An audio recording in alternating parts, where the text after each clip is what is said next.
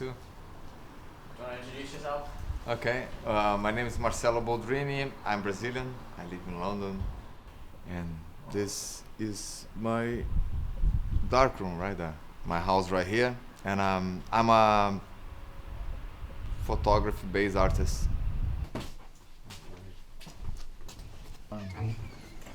Protection so the light doesn't come in, so people can come in and out. You see the red light, it protects the paper. The black and white paper is now sensitive to red light, so it's free to use it without destroying it. This is the wet area. This is where we put the paper after being exposed already, passes to the dev, and then we stop, and then we fix, and then it's being washed, and then that's how you process the picture, basically. Here's all the crazy stuff that we can use to change it, to get out of the normal. That's what we like to do here. So I'm Douglas Nicholson. I am an artist, and I'm based at E5 Process. Been here about 10ish years. I started, I suppose, as an intern, working for E5 Process, just helping out, which meant I helped out on the workshops so I could learn the process. Now I have a studio and help run the space. The artists like this place because we have this whole sharing process. There's so many people here doing a lot of different things. At least that's what I love about this place. I can, if I decide, I can communicate to one of my friends here that is a musician, or the other one that build motorbikes. I'm Madden P. I've been at E5 for quite a while. I've had it, came when it was being run as Douglas says, a kind of run by a single person. I worked here for a little while when it was just a kind of an open dark room, and then I went away and I worked with a photographer, and then I came back to E5, so I've been back here for a while. We just sort of, it just seemed like a natural kind of movement to do some work together. Hi, I'm Guy. I've been around here more years than I care to mention. Originally had a studio just up the road, and then took on part of this building for screen printing with another couple of colleagues. As I say, we moved, three of us moved, the other two aren't here anymore, but moved from just up the road. Here is the dry area where the enlarger stays. So that's why you expose the pictures, right? Little radios, people get entertained. Those are medium formats. That's a 35. That's also a medium format. That's a large format. It's 10x8. It's huge. Like the negative is this size. At least when I moved in, it was to learn. It was just studios, right? And you couldn't get anything. That's the beauty about this place. Is you have a lot of analog base photography people, but you also have a screen printing space. You have people that paint at the back there. You have two DJs. It's just a big sharing space. It's about the beauty of it. We can create crazy things out of nowhere. I was squatting for a long time, and we'd kind of do squatted galleries. There was lots of collective arts things going on, particularly in Hackney, like 20-30 years ago. So a lot of things have kind of changed since then. And I guess E5 is kind of a bit, but still got that kind of slight squat ethos, really, hasn't it, here? Look around you. Yeah, exactly. Yeah. Because we're using infrared film, anything that's organic reacts to the film differently. So things like the bones of the dog, they pop in the film. So we have to think about the lighting, and then when we're doing the dev, we reduce the dev time to bring down the highlights. And it's that kind of relationship between it's quite experimental. We're learning on the hoof, and when you're doing a 3 hour exposure, that's quite a long time. If you make a mistake, it's like it's a long time to make a mistake, isn't it, Douglas? Mm-hmm. Yeah. Okay. This is a copy camera, so it's a big camera. It's usually used in kind of commercial graphics or newspapers, and we kind of inherited it here. We are using it with infrared film, which Douglas managed to get a lot. It was given to you, wasn't it, Douglas? Well, more or less. Yeah. So it's out of date infrared film, and now we've got new film. So we've been having to do a lot of kind of go backtracking and do things again. Do you think that looks more even? That looks more even, yeah. Daisy's hip is pushed up, and so it's getting more light. So when we're developing, that's the thing that pops up first. So it's trying to get things so you don't get things popping or things disappearing into the shadow. So you want as much detail as you can, but it has to be even. Is Daisy what you call the dog? Daisy's the dog, yeah. Daisy's the dog, yeah. Also known as Anubis. Anubis, yeah. The principle of what we're doing is very much like cut and paste in Photoshop, but going back to the analog techniques of doing that. So composite images made up of many negatives and then contact printed. So the size of the image is dictated by the size of the negatives. So we wanted quite a large format negative, so we could do quite large images. So each element of the piece is photographed individually, and then it'll be composite together using various masks in the darkroom. This is Daisy the dog, and Daisy the dog is representing Anubis, the Greek god of the underworld, or at least he worked with the goddess of the underworld. And Anubis's job was to weigh the hearts of the deceased to see if they were going to the good place or the bad place in the Egyptian mythology. We got to Daisy was kind of given to us or directed. We found Daisy at the back of a friend's backyard. I'd been given a lemon tree by some friends of mine, and I couldn't keep it, so I was taking it to my friend's house. So we actually swapped Daisy for a lemon tree in a way. She's kind of mummified, so that's why we decided that we'd go in the direction of Anubis, because she's almost like an Egyptian mummified dog, even though it's just been done by nature. And she probably didn't have a very nice, happy death either. So at the moment we're photographing Daisy the dog. We've got that shot downstairs. She's a negative that we've been working on that would be used as a contact for this middle section here. And then these other elements would be placed on using different masks.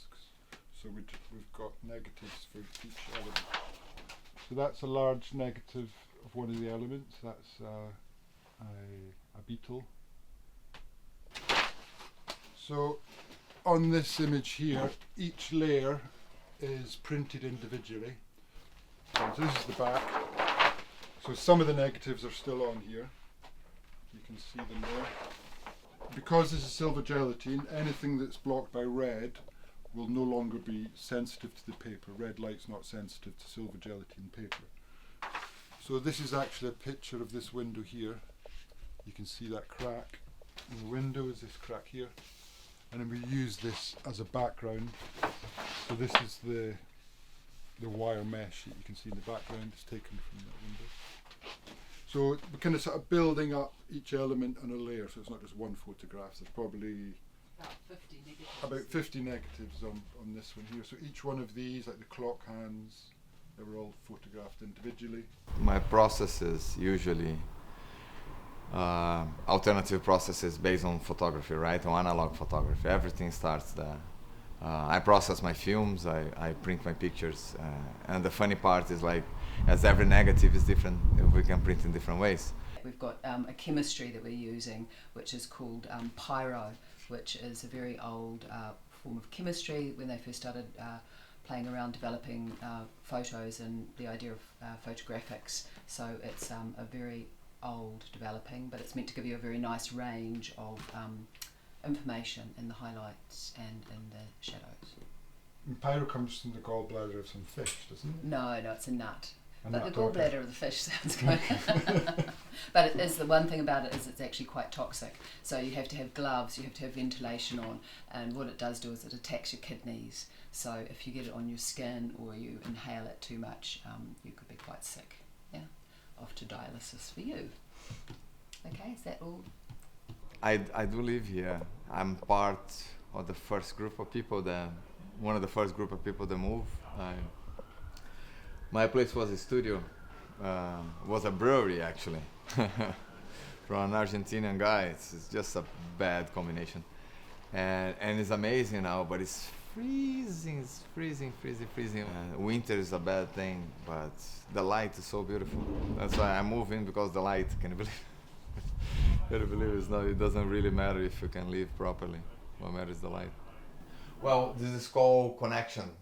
It's related to the fragility of the material and how people don't connect to each other. So everything's kind of, the silver leaf and the gold leaf, they are protected. It's like the only part that is protected. It's called the gold. There's also, you don't really do things like that because the paper will destroy. The leaf will destroy very easily. They're very sensitive, so you need to be careful. So yeah, so you protect the connection that you have. You know, we don't have connections these days. So this is a mask that I made out of the trash found in the River Lee, on the marshes here actually. It was, I think, 2020 when the summer was very hot and people were coming out of lockdown and they just went crazy. It was cans and trash all over every day. It was so hot and it was really upsetting because everything was so dirty. And then the mask is out of, everything that is in there is out of there. There's not one thing, even this just clothing that people left behind, you know. Yeah, there's another one that I made also. The other exhibition we related to the same thing, to the river, is part of that also. Because, I know, we can do a little bit of things. We don't need to destroy everything that easy. Those are cyanotypes that I'm working on now. That's just the tests actually. Those are the ones that worked. This is called Blue Eyes. It's just the eyes of people that I shot all over, all over the world, like Africa, South America, Europe, just the US, Asia, and Australia, also in Australia. It's related to how unique all look is, and because it reveal, I use like just a one brush stroke to reveal a little thing. It doesn't show the rest, which I like a lot. And what it shows is a very expressive pair of eyes, and it's to show that how unique everything is, but at the same time that we're all the same people with the same kind of fear, same kind of worries. Well, I definitely prefer analog film, but yeah, I also look like I use digital print sometimes. They're mediums, aren't they? I like analog, and I do actually think that there's something different. There's an energy. There's a different energy. I've also done quite a lot of work with digital, like digital animation and things like that as well. But I do think there's a different energy that comes with analog. I'll use old, out-date film, and a bit like you've seen with Douglas and Pauline, a film that's designed for other uses that infrared film's used for plotters and things like that, and you can kind of reappropriate it. If you've got a roll of 12 shots on a film, you're going to think about that a lot more than if you've got a digital camera where you can do thousands of shots and you can just go brrr. I do think the digital pictures, they take a little bit out.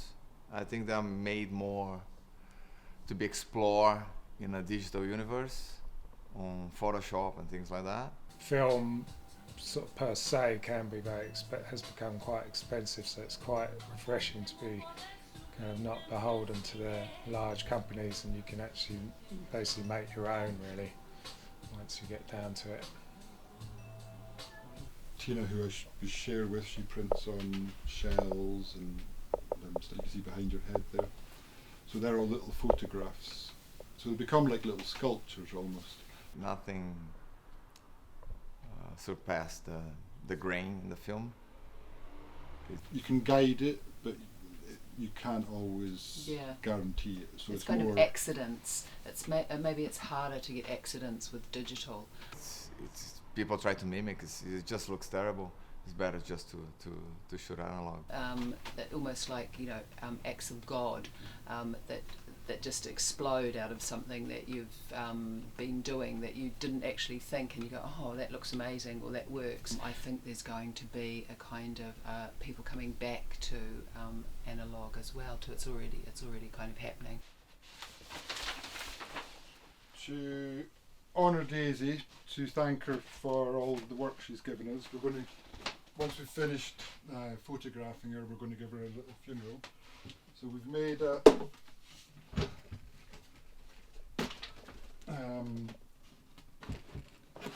I suppose a little shrine.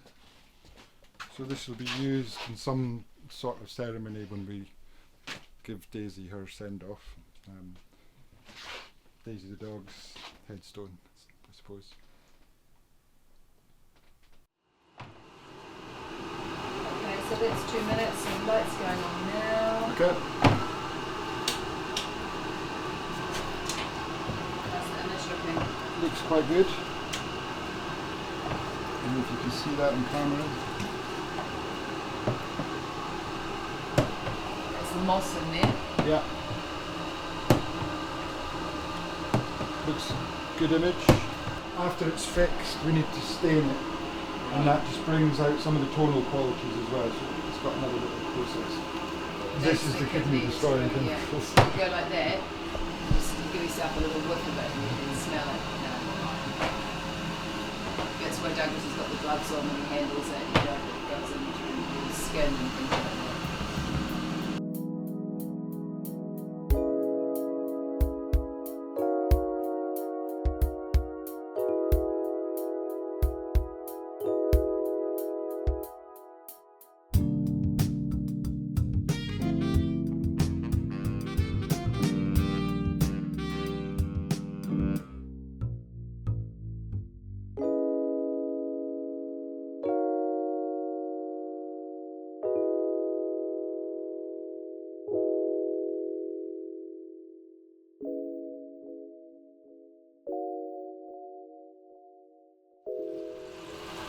So that's it, that's our one image done for today.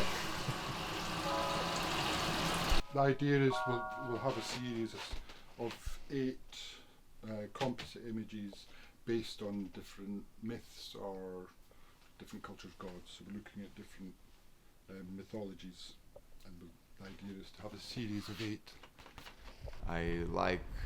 Now I do a lot of cyanotypes, and a big scale ones. Actually, that's what I'm liking more. They're actually done out of the darkroom. I have a print here, a big cyanotype. Cyanotype is a mix of 2 chemicals. Then when they combine together, they become a UV sensitive. So you expose to light. If you coat a piece of paper in the case, or fabric, and you put something on the top, it can be a negative, or it can be a plant, for example, or a leaf, or whatever you want to. But the sunlight is going to print into the paper, and then after you wash out with water, and the image will stay there once you do the right exposure. I made another one the other day that was like 5 by 2, I think. 5 by 2 meters, maybe even bigger, 6 by 3 or something like that. And I processed inside the Rivoli. And it's hard to find the material, but we use whatever we have in hand. The whole thing is exactly about that, about trying and see whatever you can do. You see this? This is a liquid emulsion in glass that I made like 10 years ago. By coincidence, it's mine. Those are cyanotype in glass. Yeah, that's what I like to do. One of my things is to do lit printing. We use old paper, things that don't exist anymore. So for me, this is the place that things happen, I guess. Yeah, it's very nice. It's very nice. Well, to have a place like this to survive in London is already a miracle. Is as the center of the city expands, everything is washed out. And if you, all around this area, there was sort of workshop spaces like this, and they're all now luxury flats redeveloped. So it's kind of on a clock that eventually it will be redeveloped into some kind of luxury flats. I mean, to have a place like this is a blessing, and I really don't understand why the landlord keep having it. He has another studio behind, and I mean, I just hope things like this exist. During COVID, during the lockdown, I mean, we had a little community. We got stronger than ever. I don't live by myself, basically. I share. We do try to keep the prices as cheap as possible. We're probably one of the cheapest, if not In the cheapest, area, yeah. in the area, if not London. And one of the ways we do that, we don't have any staff. We run the space as a non-profit, everyone Volunteers, volunteering to run the space. We just want to run a place that we can use. We, the 5-6 members that take care of it. For a number of years, we've sort of felt under threat, always with it being developed and things. So yeah, it's always been a bit of a worry, sort of always in the back of our mind that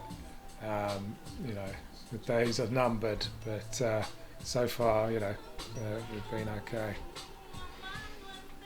Here in Homerton, I think we're very fortunate to still have a place like this to do it, and I hope it stay longer. Because those things are disappearing, and it's just making art more plain. And I think we actually get sick as human beings if we're not doing something creative, whether it's knitting, digging a garden, cooking amazing food for people, or making a film, or doing something creative. If we just sit there and consume all day, we just become sick and obese and bloated and die, basically. And I just hope it lasts longer.